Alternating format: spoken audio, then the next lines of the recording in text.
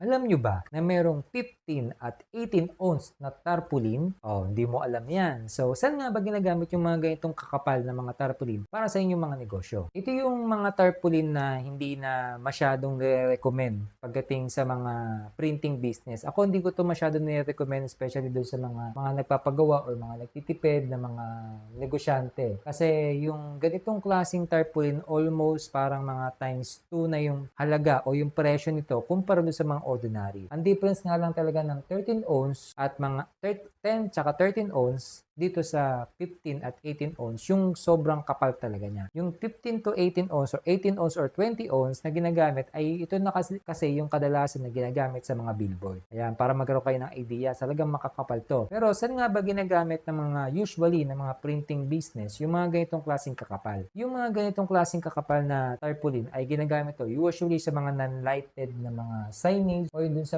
mga tarpaulin na mga malalaki talaga, yung mga ginagamitan ng mga billboard, mga foot or mga 10 foot, 20 foot, yung mga ganun na mga size. Ito na yung mga usually nire-recommend. Pero depende pa rin talaga ito kung saan part ilalagay yung tarpaulin na ipapagawa ni client or no mismong may-ari ng negosyo. Kasi meron kasing mga nagpapagawa ng malalaki pero hindi naman kailangan ng makakapal na katulad nitong 15 or 15 to 18 ounce. Ginagamit din namin minsan mga 13 ounce lang kahit sobrang laki. Kasi ang required lang naman nila ay isasabit lang or ididikit sa wall. Yung mga ganong klaseng mga tarpaulin ay pwede na yun sa mga 13 ounce. Pero kapag sa mga gusto talaga ng pangmatagalan or yung pangmatibay talaga na masasabi na talaga natin na tatagal ng taon, ay mare-recommend ko talaga ay yung mga ganitong klaseng kakapal na 15 at 18 ounce. Ayan. So, ito yung mga kadalasan na kapag may mga budget na or kailangan na natin mag-upgrade ng ating mga signages or yung mga